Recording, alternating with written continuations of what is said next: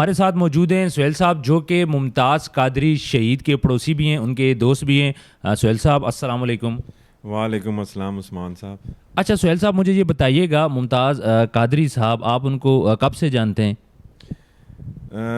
بسم اللہ الرحمن الرحیم۔ ممتاز قادری صاحب کو میں بچپن سے جانتا ہوں، جب وہ چھوٹے تھے اس ٹائم سے میں ممتاز قادری صاحب کو جانتا ہوں۔ ہم ایک ہی محلے میں ایک ہی گلی میں رہتے تھے۔ اور کیسی شخصیت تھے وہ؟ ممتاز قادری صاحب بہت اچھے انسان تھے، مذہبی رجحان رکھتے تھے، بہت ہی شریف النفس انسان تھے، بہت ان کے مزاج میں پولائٹنس تھی، بہت اچھے انسان تھے ممتاز۔ اچھا مجھے یہ بتائیں، اگر بچپن میں ہم بات کریں، کچھ لوگ بڑا شرارتیں کرتے ہیں، مستیاں کرتے ہیں، کچھ لوگ ہوتے ہیں مذہبی رجحان ہوتا ہے، تو مطلب وہ مذہب میں کس طرح تھے، سپورٹس میں کیسے تھے؟ ظاہری سی بات ہے، بچپن ہوتا ہے، بچپن میں شرارتیں بھی کرتے تھے، کھیلتے بھی تھے۔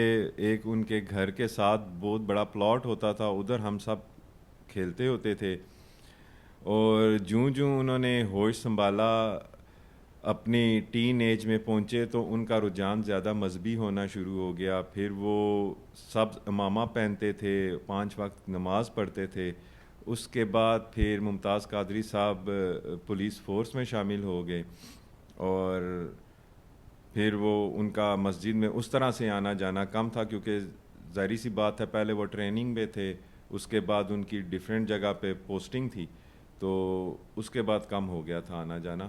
مگر جب بھی وہ آتے تھے، اپنے گھر آتے تھے، چھٹی آتے تھے، تو وہ اپنا سارا ٹائم جو بھی تھا 5 وقت کی نماز مسجد میں آ کے پڑھنا، اپنا ٹائم سپینڈ کرنا، بلکہ عصر کے بعد وہ درس دیتے ہوتے تھے۔ اچھا مطلب ان کی جو پرسنالٹی ہے وہ مذہبی انسان تھے۔ جی بالکل مذہبی انسان تھے۔